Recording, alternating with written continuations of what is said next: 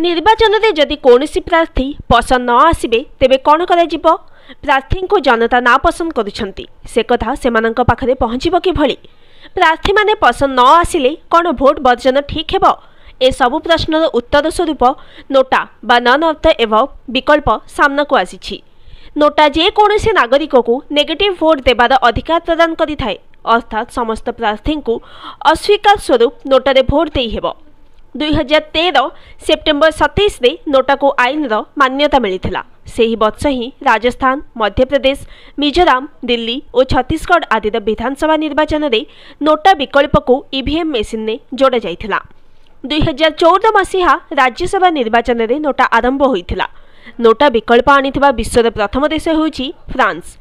2008 रे प्रथम एशिया देश भाव बांग्लादेश नोटा विकल्प आनिथिला। नोटा विकल्प रखिथिबा भारत हेउछि विश्वर 14तम देश।